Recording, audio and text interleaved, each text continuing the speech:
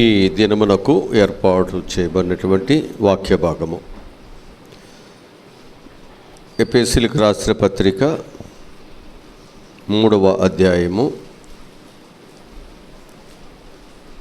21వ వాక్యాన్ని మనం చదువుకుందాం. అడుగు వాటన్నిటికంటేను ఊహించు వాటన్నిటికంటేను క్రీస్తు యేసు మూలముగా సంఘములో తరతరములు సదాకాలము మహిమ కలుగునుగాక. చాలు. ఇక్కడ మనం జ్ఞాపకం చేసుకుంటే అడుగు వాటికంటేను ఊహించు వాటికంటేను అత్యధికముగా చేయశక్తి గల దేవునికి క్రీస్తు యేసు మూలముగా సంఘములో తరతరములు సదాకాలము మహిమ కలుగునుగాక. 5వ అధ్యాయము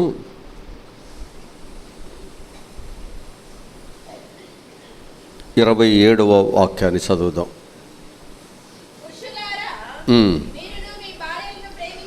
ప్రేమించుడి,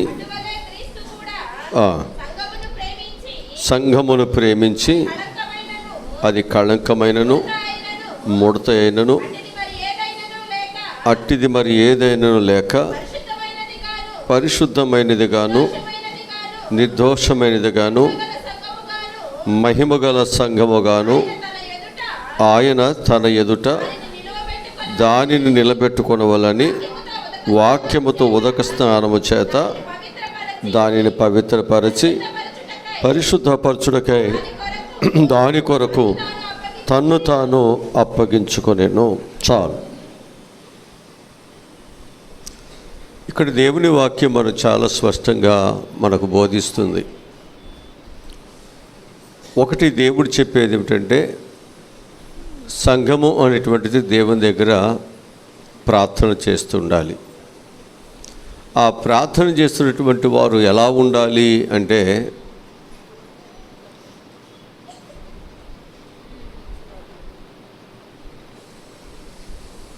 పరిశుద్ధముగా ఉండాలి, నిర్దోషముగా ఉండాలి, మహిమ కలిగిన సంఘముగా ఉండాలి. ఈ మహిమ కలిగినటువంటి సంఘము, ఈ నిర్దోషమైన సంఘము ఎక్కడ నిలబడాలి అంటే దేవుని ఎదుట నిలబడాలి. ఈ దేవుని ఎదుట నిలబడేటువంటి సంఘము పరిశుద్ధముగా ఉండటానికి దేవుడు ఏం చేశాడట, వాక్యముతో ఉదక స్నానము చేత దానిని ఏం చేశాడట, పవిత్రపరిచి పరిశుద్ధపరిచాడు.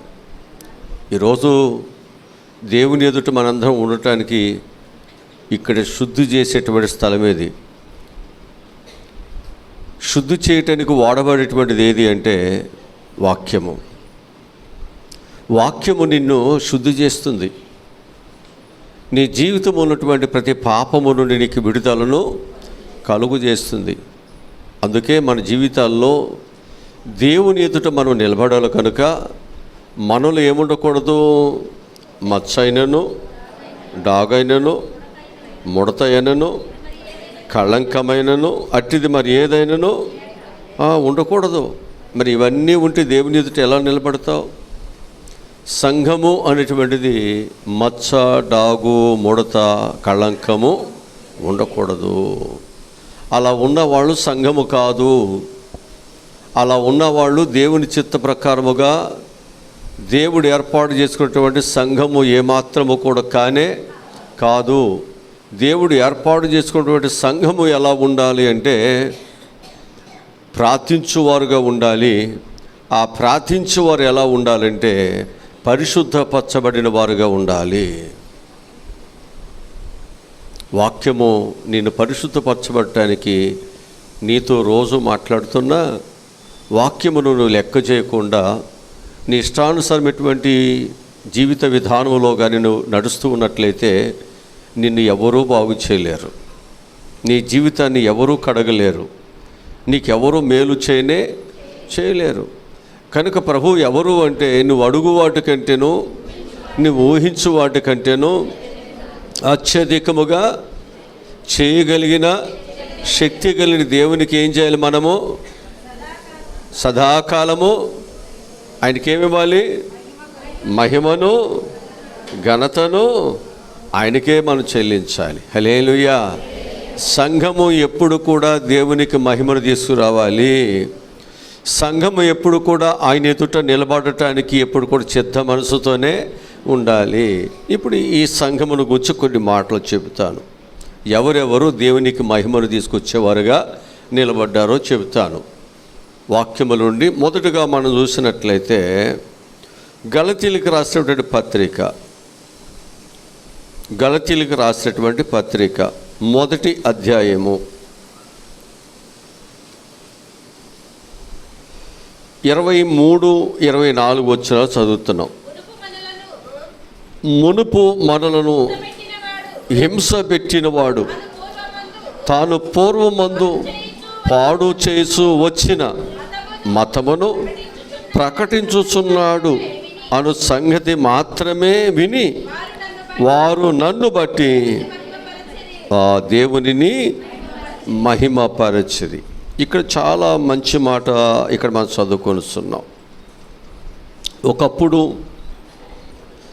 సంఘమును ఏం పెట్టాడంట? హింస పెట్టాడంట. సంఘమును ఏం చేశాడంట? పాడు చేసి వచ్చాడంట. ఇప్పుడు అతను ఏం చేస్తున్నాడట? అదే సంఘం మత ప్రచారమును ఆయన చేస్తున్నాడంట. ఇప్పుడు ఆయన చేస్తున్నటువంటి ఆ మత ప్రచారమును బట్టి వారు ఏం చేస్తున్నారంటే ఇప్పుడు దేవునిని మహిమపరుస్తున్నారు. ఒకప్పుడు హింసకుడుగా దోషకుడుగా ఉండి సంఘాలను పాడు చేసేటువంటి వాడు ఇప్పుడు ఏం చేస్తున్నాడు? సంఘాలని కడుతున్నాడు. అదే దేవునికి మహిమ. ఒకప్పుడు మన యొక్క జీవితాలు పాపముతోనూ లేక దేవునికి వ్యతిరేకమైనటువంటి జీవిత విధానముతో దేవుని దుఃఖపెట్టినటువంటి మన జీవితాలు ఇప్పుడు ఏం చేయాలి? రక్షణ పొందిన తర్వాత దేవునికి మహిమను తీసుకొచ్చే వరకు కట్టబడాలి. మరి నువ్వు కట్టబడకపోతే దేవునికి మహిమ ఎలా వస్తుంది? నువ్వు దేవుని కొరకు చక్కగా మహిమగలిగినటువంటి బిడ్డగా నువ్వు ప్రవర్తించకపోతే దేవునికి మహిమ ఎలా వస్తుంది? నీ రోత జీవితము రోత బ్రతుకు మారుకోకుండా, నీ మాటలు మారకుండా, నీ స్నేహాలు మారకుండా, నీ చూపులు మారకుండా, నీ పద్ధతులు మారకుండా నువ్వు దేవునికి మహిమను తేగలవా? ఆలోచించండి. కనుక సంఘము అనేటువంటిది దేవునికి మహిమను తీసుకురావాలి. ఎందుకనంటే ఒకరోజు మనందరము కూడా దేవుని ఎదుట మహిమ కలిగిన సంఘముగా నిలబెట్టుకోవాలి మనం. అందుకే దేవుడు తన వాక్యము చేత ఉదక స్నానముతో దేవుడు మనల్ని ఏం చేస్తున్నాడు? పరిశుద్ధపరుస్తున్నాడు. ఎంత కడిగినా నువ్వు శుద్ధి చేయబడకపోతే నువ్వు దేవుని ఎదుట నిలబడటానికి మచ్చలతో డాగులతో దేవుని ఎదుట నిలబడితే అక్రమము చేయవారులారా నీ యొద్ద నుంచి మీరెవరో నాకు తెలియదు అంటాడు. కనుక దేవుని పిల్లలుగా మచ్చలతో డాగులతో దేవుని ఎదుట ఉండకూడదు. నీ ఇంట్లో ఏదైనా కొనుక్కున్నావు, ఒక మంచి ఫలాన్ని కొనుక్కున్నావు, అది ఒకవేళ డాగులు పడితే, అదేమైనా కుళ్ళిపోతే, అదేమైనా పుచ్చుబడితే, మచ్చలు ఉంటే తింటావా? అది నీకు ఇష్టమా? మరి దేవుడు నిన్ను ఇష్టపడతాడా? ఆలోచించండి. రక్షించబడింది దేనికి? దేవుడు పరిశుద్ధ రక్తంలో కడిగింది దేనికి? నువ్వు దేవుని బిడ్డవాన్ని ముద్రించబడింది దేనికి? ఇంకా నీ బ్రతుకు మారకుండా, నీ స్థితి మారకుండా ఎవరికి మహిమ తీసుకొస్తావు? దేవుడు అంటున్నాడు కదా, నిన్ను బట్టే కదా నా నామము జాగ్రత్త, నువ్వు మారాలి. మారకపోతే సంఘానికి అడ్డుబండగా ఉంటావు. నీ ద్వారా సంఘము అభివృద్ధిలోకి వెళ్లకుండా సంఘము కుంటుపడటానికి నువ్వే కారణం అవుతావు. కనుక మనం జాగ్రత్తగా ఉండవలసినటువంటి అవసరత మన మీద ఉంచబడింది అని చెప్పి నేను మీకు జ్ఞాపకం చేస్తూ ఉన్నాను. రెండవ విషయాన్ని మీకు జ్ఞాపకం చేస్తాను. ఆదికాండము 41వ అధ్యాయము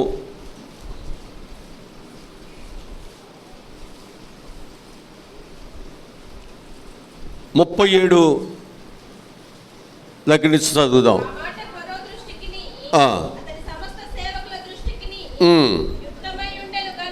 యుక్తమై ఉండెను గనుక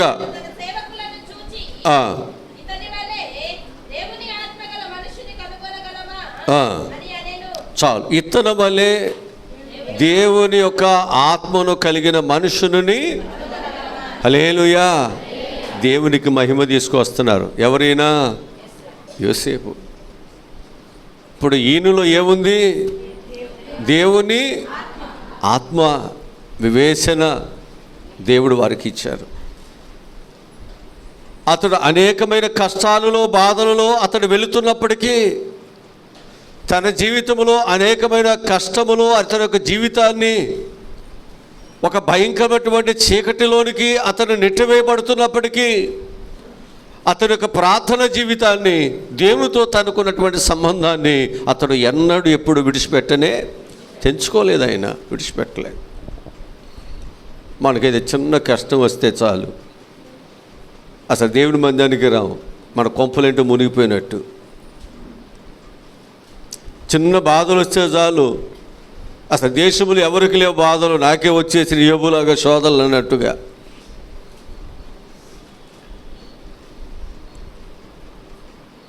ఈ లోకంలో ఉన్నవాడికి బాధలు రాకుండా ఏమొస్తాయండి? ఏ లోకంలో ఉన్నవాడికి శత్రుత్వాలు రాకుండా ఏమొస్తాయండి? నష్టాలు రాకుండా ఏమొస్తాయి? యుద్ధాలు రాకుండా ఏమొస్తాయి? పోట్లాలు రాకుండా ఏమొస్తాయి? కనుక మన జీవితాల్లో అనేకమైన పరిస్థితులు వస్తాయి.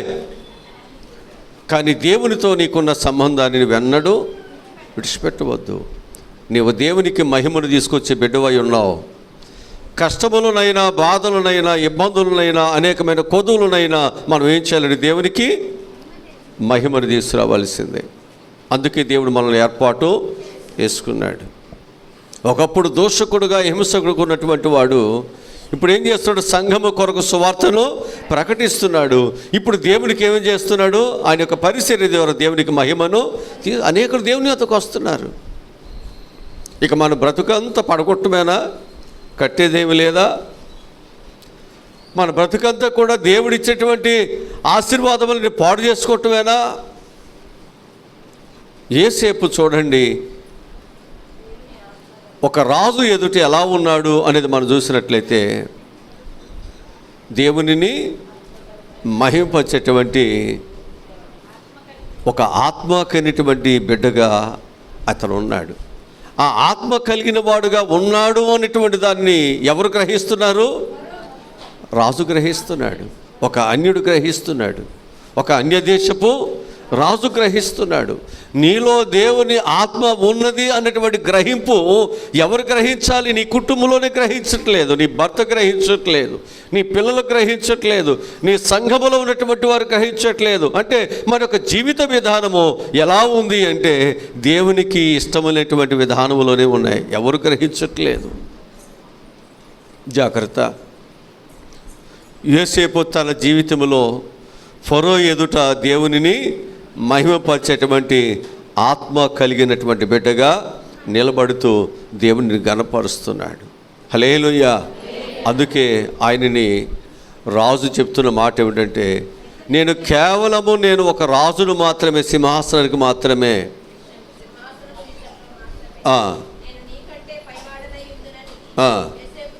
అంతే, నీకంటే ఈ సింహాసన విషయంలో పైవాడే, కానీ పరిపాలన అంతా నీకు తెలుసా? నువ్వు దేవుని మహిమపరుస్తున్నప్పుడు దేవుడు నిన్ను ఎక్కడికి తీసుకువెళ్తాడో తెలుసా? దేవుని కొరకు నువ్వు సంబంధము కలిగి తెంచివేసుకోకుండా దేవుని కొరకు నువ్వు నిలబడుతున్నప్పుడు దేవుడు నిన్ను ఎక్కడ నిలబెడతాడో తెలుసా? నీ ఊహించలేవు. నీ శత్రువులు కూడా ఊహించలేకపోవచ్చు. నేను కన్న తల్లిదండ్రులు కూడా ఊహించలేకపోవచ్చు నీ అభివృద్ధి, నీ క్షేమాన్ని విషయంలో. కనుక దేవుడు నిన్ను నీవు అడుగు వాటికంటేనో నీవు ఊహించు వాటికన్నో అత్యధికముగా చేయగలిగిన శక్తి కలిగిన వాడు ఆయన సంఘము. నీవు ఆయన బిడ్డవు. నువ్వు సామాన్యమైన వ్యక్తివి కాదు. నీవు దేవుడి నీ జీవితంలో ఒక ఉన్నతమైనటువంటి స్థానాన్ని నీ ప్రార్థన ద్వారా, నీ విధేయత ద్వారా, నీకు కలిగినటువంటి దానిని నిలబెట్టుకోవటం ద్వారా నీకు ఇవన్నీ అనుగ్రహించబడతాయి. ఇవన్నీ మనకు వస్తాయి. ఒకటి, పౌలు దేవునికిని మహిమను తీసుకొచ్చే వరకు నిలబడుతున్నాడు. రెండవది, యోసేపు దేవునికి మహిమను తీసుకొచ్చే వరకు నిలబడుతున్నాడు. మనం కూడా నిలబడాలి. మూడోదిగా మనం చూసినట్లయితే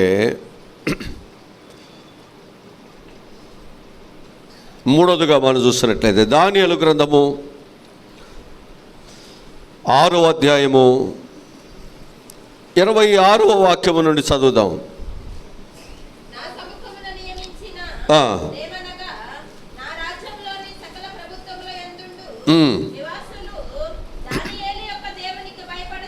దానియేలు యొక్క దేవునికి భయపడుచు ఆయన సముఖమున వణుకుచుండవలెను. ఆయనే జీవము కలిగిన దేవుడు, ఆయనే యుగయుగములు ఉండువాడు. ఆయన రాజ్యము నాశనము కానేరదు.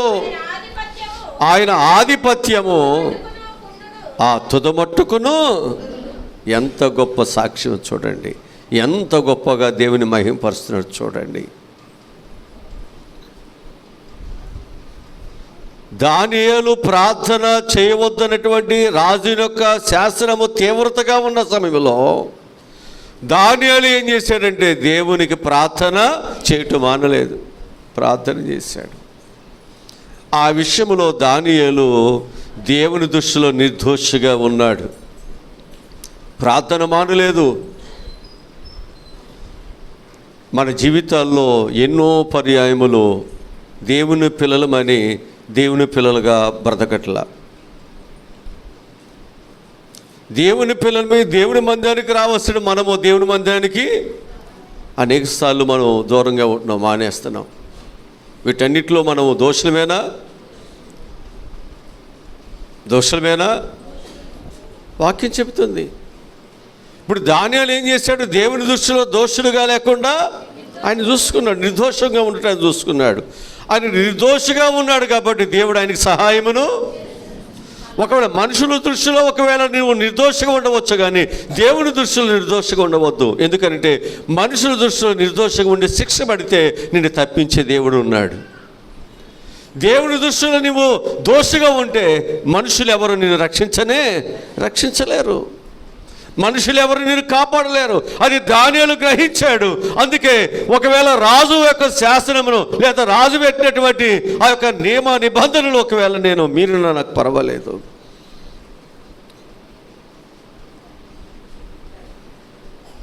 నేను మాత్రం దేవుని యొక్క శాసనములను నేను మీరిపోకుండా జాగ్రత్తగా నేను చూసుకుంటాను. అలా దానియేలు దేవునితో ఉన్నటువంటి ఆ సంబంధాన్ని తెగిపోకుండా జాగ్రత్తగా చూసుకున్నాడు కాబట్టి సింహం బోనులో కూడా దేవుడు ఆయనకు సహాయమును దయచేశాడు. ఇప్పుడు దేవుడు దానియేలు బట్టి ఏమవుతున్నాడు? అక్కడ మహిమపరచబడుతున్నాడు. ఆయన యుగయుగములు ఉండే దేవుడు అంట. ఆయన రాజ్యము యుగములు ఉండేది, అది నాశనము కానిటువంటిదంట. ఆయన ఆధిపత్యము తుదమట్టుకు ఉంటుందంట. ఆయన విడిపించువాడును రక్షించువాడునై ఉన్నాడు, పరమందును భూమి మీదను ఆశ్చర్య కార్యములను. హల్లెలూయా! చూసారు ఎంతగా అక్కడ మహిమపరచబడుతున్నాడు. నీ శ్రమల ద్వారా దేవుడు మహిమపరచబడాలి, నీ భక్తి ద్వారా దేవుడు మహిమపరచబడాలి. అందుకే దేవుడు నిన్ను ఏర్పాటు చేసుకున్నాడు. ఎంతవరకు సుఖంగా సంతోషంగా కడుపు కాలకుండా ఇబ్బందులు లేకుండా మనం ఉండాలి. మనం ఏదైనా ఇక్కడ ఏడుస్తున్నామంటే అత్త తిట్టిందనో, భర్త అడిగింది ఇవ్వలేదనో, పిల్లలకి ఉద్యోగాలు రాలేదనో, ఇల్లు లేదనో ఈ ఏడుపు తప్ప. సంఘాలన్నిట్లో ఇదే ఏడుపు, దరిద్రమైన ఏడుపు. ఈ దరిద్రమైన ఏడుపు తప్ప నీ జీవితంలో నీకు మేలు చేసేటువంటి దేవుని ఎదుట నేను నిలబడాలి. అయ్యో నాలో ముడత, కళంకము, డాగు, మచ్చ ఇవన్నీ ఉన్నాయి, నేను దేవుని ఎదుట నిలబడిపోతే నా భక్తి ఎందుకు, నా రక్షణ ఎందుకు, నిన్ని సంవత్సరాలు నేను చేసిన భక్తి ఎందుకు? ఇది ఎప్పుడైనా దీని కొరకు ఏడ్చావా? దీని కొరకు ఏడవు. అప్పులుంటే ఏడుస్తావు, జబ్బులుంటే ఏడుస్తావు, ఇల్లు లేకపోతే ఏడుస్తావు, గర్భఫలం లేకపోతే ఏడుస్తావు, ఏవేవో వాటి కొరకు ఏడుస్తున్నావు. ఏడుపంతా దొంగేడిపే. ప్రతి సంఘం ఇలాగ ఏడుస్తుంది. నిజమైనటువంటి పశ్చాత్తాపంలోనికి, నిజమైనటువంటి ప్రార్థన జీవితంలోనికి, నిజమైనటువంటి సరిదిద్దుకునేటువంటి విషయంలోనికి మానవుడిగా యథార్థతలోకి రాలేకపోతున్నాడు. ఇలా నీ జీవితము ఉన్నంత కాలము నీకు ఏ ప్రయోజనం ఉండదు.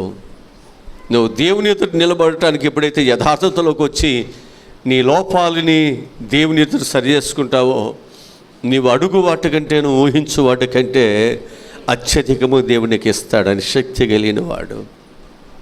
హల్లెలూయా, హల్లెలూయా. మనం మారాలి. మారపోతే నీ బ్రతుకు నీకు ఏం ఆశీర్వాదం కాదు, నీ భక్తి నీకు ఆశీర్వాదం కాదు, నీ రక్షణ నీకు ఆశీర్వాదం కాదు. ఇది నీకు ఎప్పటికీ క్షేమం కాదు. ఇది జాగ్రత్త. మార్పు చెందటానికి దేవుడు ఈ విలువైన సమయాన్ని దేవుడు నీకు ఇచ్చేశాడు. హల్లెలూయా, హల్లెలూయా. కనుక దానియేలు ఎలా ఉన్నాడు అంటే, తన భక్తి జీవితం ద్వారా రాజు దగ్గరేంటి, అలాగే తన యొక్క దేశములేనేమి, తన తోటి సహచరుల దగ్గరేమి జీవం గట్టిబడి దేవుని ఏం చేస్తున్నాడు? రుజువు చేస్తున్నాడు. హల్లెలూయా. నేను సేవిస్తున్న దేవుడి నిజమైన దేవుడు. నన్ను తప్పించగలిగిన వాడు మిమ్మల్ని తప్పిస్తాడు. నన్ను పోషిస్తున్న దేవుడు మిమ్మల్ని కూడా పోషిస్తాడు. నీవు నేను అందరూ కూడా ఎవరిని మహిమపరచాలి? దేవునినే మహిమపరచాలి. కక్కుర్తి పడవద్దు, దేనికి నీవు తల వంచవద్దు, దేనికి భయపడవద్దు. నీకు ఏమి కావాలో దేవుడు నీకంటే ముందుగా ఎరిగినవాడై ఉన్నాడు. నీకు ఇవ్వాల్సిన దానిని నువ్వు ఊహించిన దానికంటే కూడా నువ్వు కొన్ని రెట్లు దేవుడు నీకు సహాయమును చేయటానికి ఆయన సిద్ధపరిచాడు. దానిని పొందుకోవటానికి ఆయన బిడ్డలుగా ఆయన ఎదుట నిలబడదాం, పరిశుద్ధులుగా నిలబడదాం, కళంకము లేని వారుగా నిలబడదాం, ప్రార్థన జీవితం కలిగిన వారుగా నిలబడదాం, విశ్వాసులుగా నిలబడదాం. అట్టి జ్ఞానము దేవుడు మనందరికీ దేవుడు దయచేయునుగాక. ఇంకొక విషయాన్ని, నాలుగో విషయాన్ని చెప్తాను. నాలుగో వ్యక్తిని దానియేలు గ్రంథములోనే 3వ అధ్యాయము 28, 29 వచనాలు చదువుదాం. 28, 20.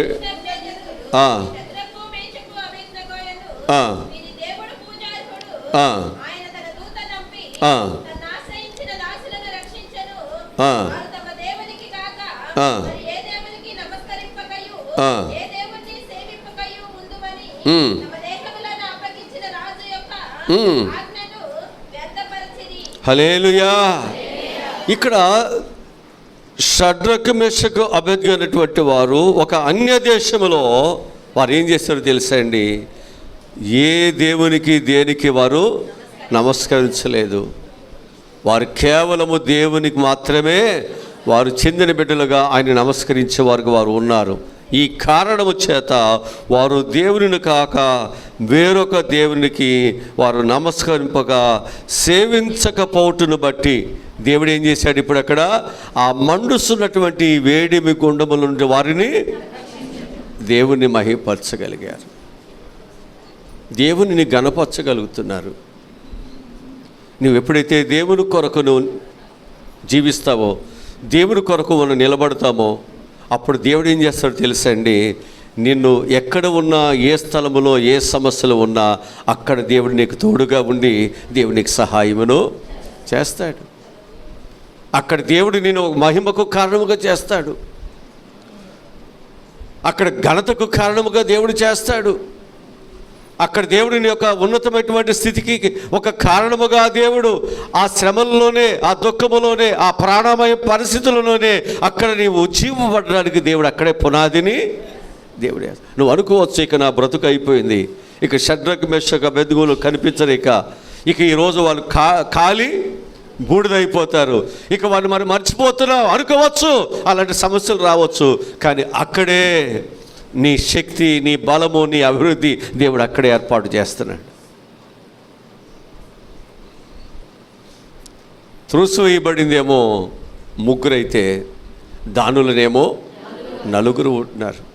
ఎవరు చూస్తున్నారు? అక్కడ రాజు చూస్తున్నాడు. మనం వేసింది ముగ్గురే కదా, అందులో నలుగురు తిరుగుతున్నారు. అప్పుడు రాజు ఏం చేస్తున్నాడు? వారిని బయటికి పిలుస్తున్నాడు. రాజు వారిని బయటికి పిలిచి వారి శరీరంలో ఉన్నటువంటి ప్రతి అవయవాన్ని వారు పరీక్ష చేయగా వారి శరీరంలో ఉన్నటువంటి ఏ అవయవం కానీ ఏది కానీ ఒక్కటి కూడా కాలిపోలేదు. వారి వస్త్రములు కూడా ఎక్కడ చెడిపోలేదు. అగ్ని వాసనను వారి తగలకుండా ఉండేను. ఎంత దేవుడు జాగ్రత్త వహిస్తున్నాడు తెలుసా నీకు? నువ్వు దేవుని బిడ్డగా కళంకమైనను మచ్చైనను డాగైనది లేకుండా నువ్వు ఎప్పుడైతే దేవుని ఎదుట నిలబడుతుంటున్నావో నీకు ఏది అంటకుండా దేవుడు నీ కొరకు నిలబడతాడు. కష్టములైన నిలబడతాడు, నష్టములైన నిలబడతాడు. అక్కడ దేవుడు నేను మహిమకు కారకుడుగా దేవుని ఏర్పాటు చేసుకుంటాడు. నీ ద్వారా దేవుని నామము ఘనపరచబడటానికి దేవుడు అక్కడ నిన్ను వాడుకోబోతున్నాడు.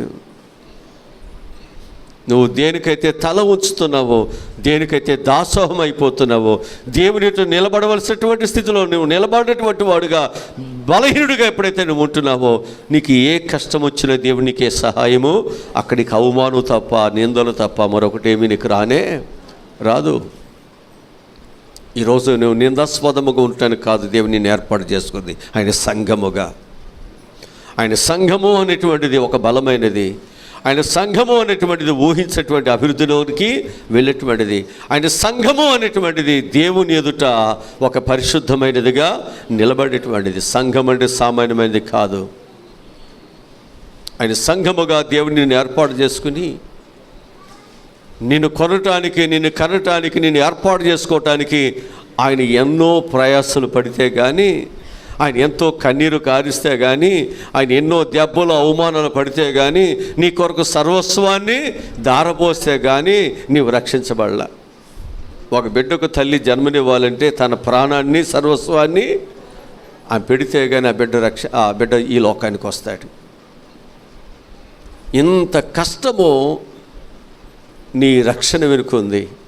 నువ్వు రక్షించబడి ఇప్పుడు ఆయన బిడ్డగా లేకుండా ఆయన శ్రమను, ఆయన బాధను నీవు తాకట్టు పెట్టేస్తూ నువ్వు సాతాను బిడ్డగా నీవు ఉంటే దేవుడు నీకే సహాయం చేస్తాడు? ఎలా నిలబడతాడు?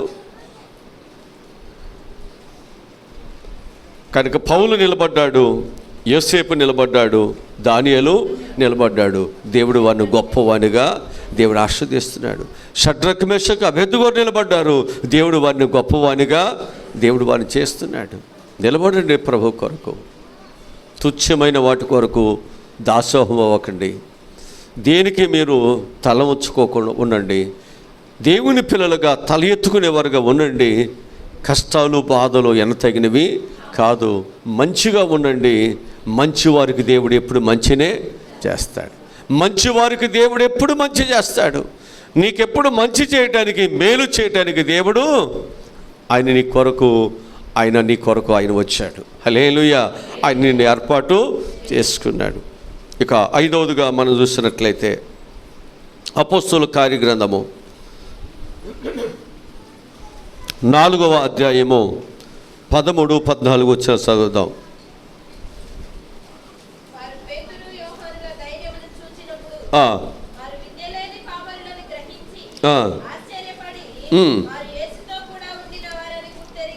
హల్లెలూయా. ఇక్కడ పేతురు యోహాను యొక్క పరిచర్యలో వాళ్ళు ఏమి చూస్తున్నారంట? ఆ విద్య లేని పామరుల యొక్క ధైర్యాన్ని చూస్తున్నారంట. వాళ్ళు ఆశ్చర్యపోతున్నారంట. ఈరోజు నీవు నేను కూడా భయంకరమైన పరిస్థితుల్లో కూడా మనం ఎలా నిలబడాలంటే దేవుని కొరకు ధైర్యంగా మనం నిలబడాలి. ఎలా నిలబడాలి? ధైర్యంగా నిలబడాలి. ధైర్యంగా నిలబడితేనే దేవునికి మహిమ వస్తుంది. పిరికివారుగా ఉంటే మనకు దేవుని మహిమను తీసుకురాలేము. చాలామంది కష్టాలు బాధలు వస్తే పిరికివారు అయిపోతారు, గుండె జారిపోతుంది. అప్పుడు వారు దేవుని కొరకు నిలబడుకోకుండా ఏం చేస్తారు? వారు రకరకాల వాటి కొరకు వారు వెళ్ళిపోతూ ఉన్నారు. ఆ రోజులలో యేసుప్రభువు వారు చంపబడ్డారు.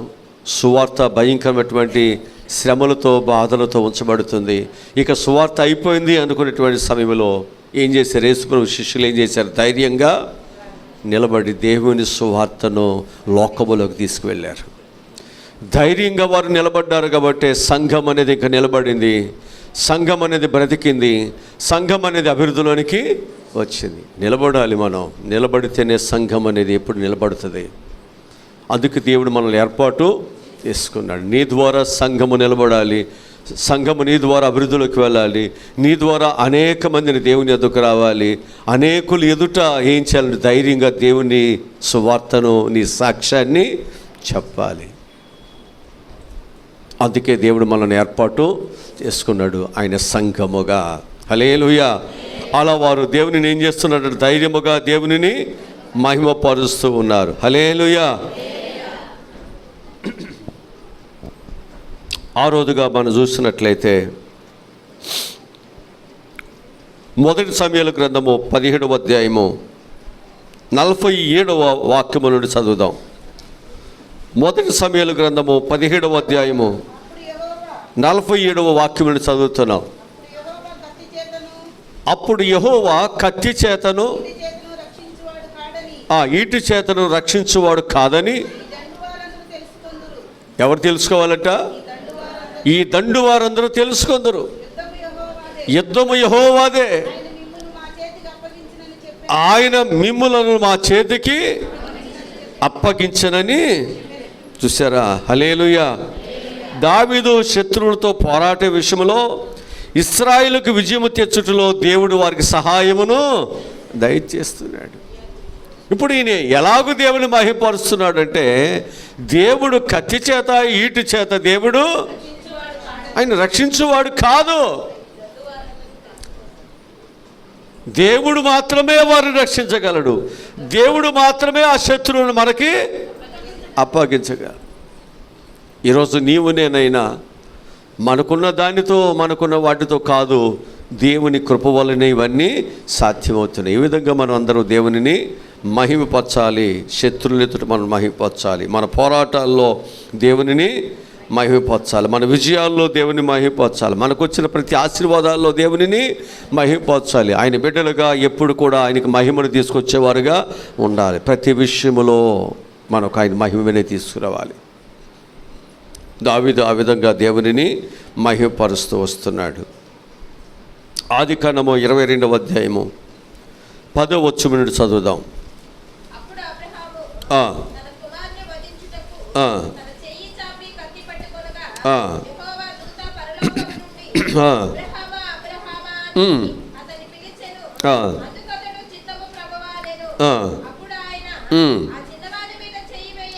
అంటే ఇక్కడ మనం జ్ఞాపకం చేసుకున్నట్లయితే అబ్రహాముకు ఉన్నటువంటి ఒకగానే ఒక కుమారుని దేవునికి ఇచ్చే విషయాలు ఆయన వినదీయకుండా ఏం చేశాడట?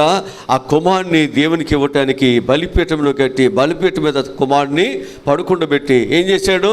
తన దగ్గర ఉన్నటువంటి కత్తెను ఆ బిడ్డను వధించడానికి పైకి లేపేశాడట. అంటే ఇప్పుడు ఇక్కడ ఏం చేస్తున్నాడు? సందేహించకుండా ఏం చేస్తున్నాడు? దేవుని యొక్క చిత్తము జరిగించడానికి విశ్వాసము కలిగిన వాడుగా ఉన్నాడు. ఈ విశ్వాసము ద్వారా ఏం చేస్తున్నాడు? దేవునిని మహిమపరుస్తున్నాడు.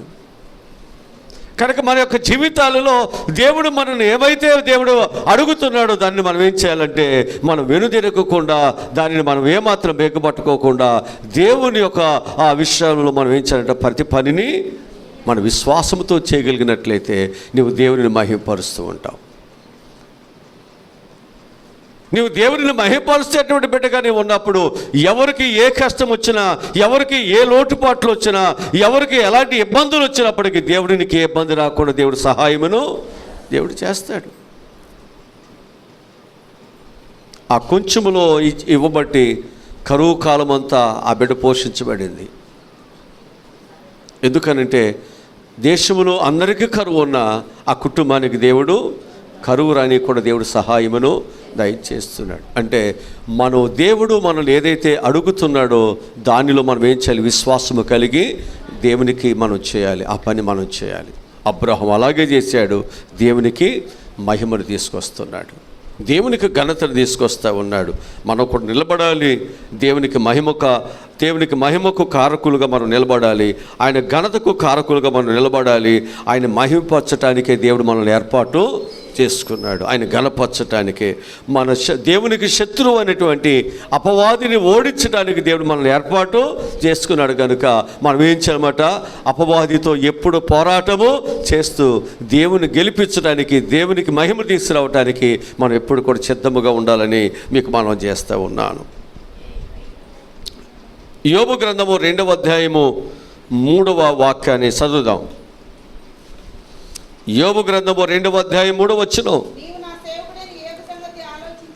ఆలోచించితివా, యథార్థవంతుడును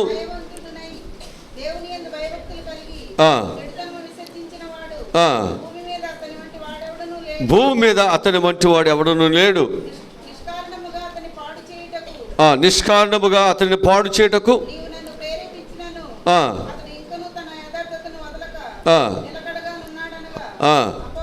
చాలు. ఇంకా ఆయన ఎలా ఉన్నాడంట? యథార్థతను వదలకి ఇంకెలా ఉన్నాడు అంటే, ఆయన యొక్క జీవితంలో సమస్తమును కోల్పోయినప్పటికీ దేవుని విడిచిపెట్టకోకుండా అపవాదిని ఓడించి దేవుని గెలిపించే విషయంలో ఆయన పోరాటం ఇంకా చేస్తూనే అంతే నిలకడగా ఉన్నాడు. ఎన్ని ఆపదలు, ఎన్ని కష్టాలు వచ్చినా ఏం చేస్తున్నాడు? దేవునిని మహిమపరుస్తాడు. ఆయన గెలిపించాలి. ఆయన గెలిపించినప్పుడు ఆయనకి మహిమ వస్తుంది. ఓడిపోవద్దు, జారిపోవద్దు. కష్టాలేంటి, బాధలేంటి, ఇబ్బందులు ఏంటని దేవునికి దూరం వద్దు, దేవుని సన్నిధికి దూరం వద్దు. దేవుడు ఏదో నీకు సహాయం చేస్తాడని ఆశించవద్దని అనట్లేదు. మంచిదే రావాలి. నువ్వు అడుగు వాటికంటే, ఊహించు వాటికంటే చేయగలిగిన శక్తి కలిగిన వాడు దేవుడు. అయితే ఆయన సంఘముగా నువ్వు ఏర్పాటు చేయబడిన తర్వాత నీలో కళంకమైన, ఆగైన, మచ్చైనది మరి ఏదియో లేకుండా నువ్వు ఎలా ఉండాలి?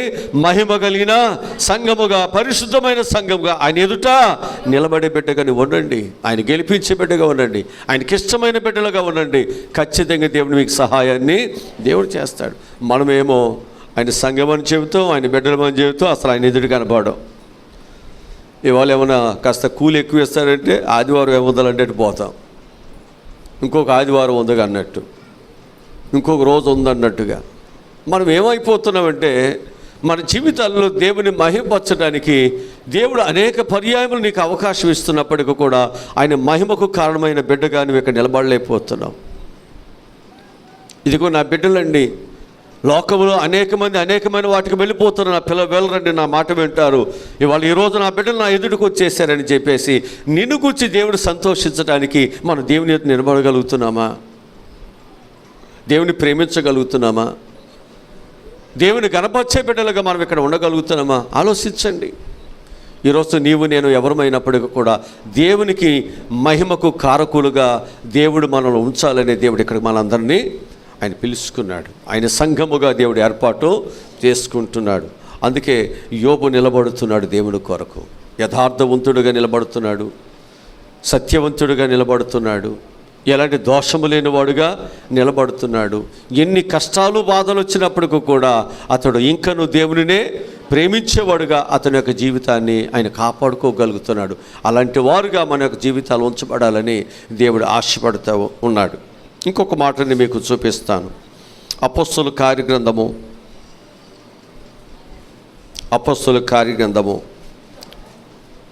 7వ అధ్యాయము 59-60 వచ్చే చదువుదాం.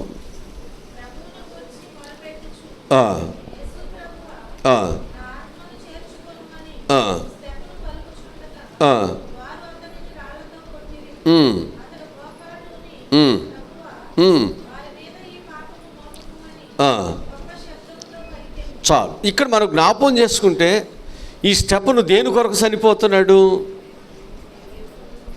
ఎవరి కొరకు చనిపోయాడు?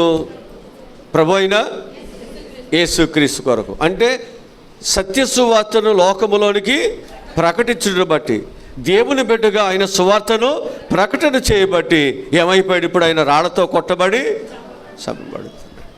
ఈ విషయాలలో పేతురు, యోహానులు ధైర్యముగా నిలబడ్డారు. సంఘము ధైర్యముగా నిలబడింది ఏక మనసుతో. సంఘములో ఉన్నటువంటి పెద్దలుగా ఏర్పాటు చేయబడినటువంటి ఈ స్టెఫను ఏం చేస్తున్నాడు? ధైర్యంగా నిలబడి ఏం చేశాడంటే దేవుని సువార్తను ప్రకటిస్తున్నాడు. ఆ దేవుని సువార్త ప్రకటించేటువంటి విషయాలలో శత్రువుల యొక్క చేతిలో ఒకవేళ అతను చంపబడుతున్నప్పటికీ కూడా అతడు దేవునిని మహింపరుస్తూ తన ప్రాణాన్ని విడిచిపెట్టేశాడు. అక్కడ చేస్తున్న ప్రార్థన ఏంటో తెలుసా అండి?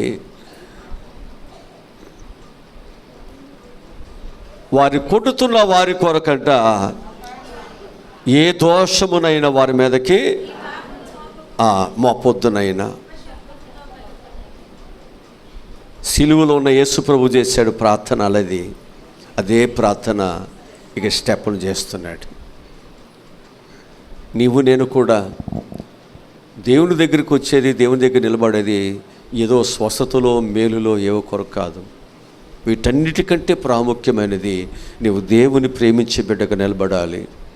దేవుడు నీ పట్ల చేసినటువంటి కార్యములన్నిటిని బట్టి కృతజ్ఞత కలిగిన బిడ్డగా, ఆయన స్తుతించే బిడ్డగా నిలబడండి. ఎక్కడ అప్పుడు నీకేం కావాలో అవి దేవుడు ఇస్తాడు. మొదట నా నీతిని రాజ్యమును వెదకండి, అవి నీకు ఇస్తాడు. జబ్బులు పోతే రండి, అప్పులు పోతే రండి, మీ కోర్టు సమస్యలు పోతే రండి, మీకు అవి ఇస్తారు ఇవి ఇస్తారు రండి. నేను అది తప్పు అంటలేదు, వాటి కొరకే కాదు నువ్వు వచ్చేది దేవుని బిడ్డగా ఉండటానికి, ఆయన సువార్తను లోకములోనికి తీసుకువెళ్ళటానికి, కష్టమైన బాధ అయినా ఆయన మహింపరచటానికి, బండ సందులలో దేవుని కొరకు నిలబడటానికి.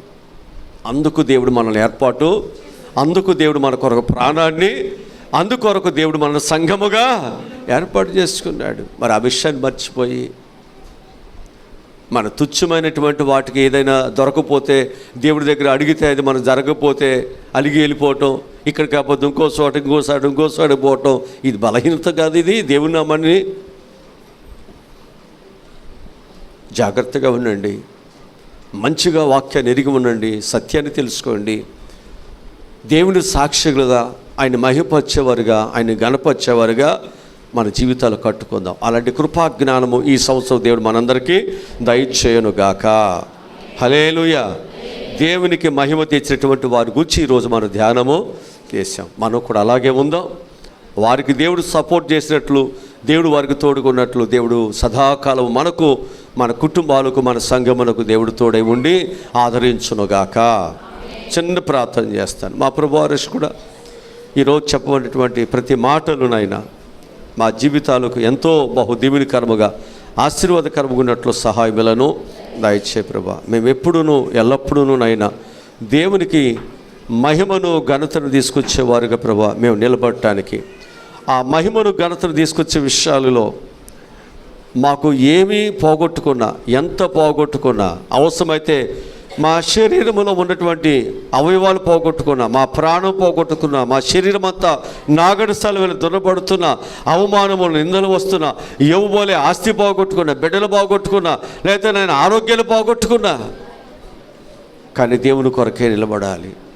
అలాగునైనా దేవుని కొరకు నిలబడే పిల్లలకు మేమందరం ఉంటే సహాయములను దయచేయమని, అపవాది క్రియలను యేసునామములో దూరపరుస్తూ దైవ కార్యములు చేయగలిగిన శక్తి కలిగిన పిల్లలకు మేమందరం ఉన్నట్లు సహాయములను దయచేయమని యేసు నామములో ఈ మనవులు ప్రార్థనలు అడిగి పొందుకొని ఉన్నాము తండ్రి.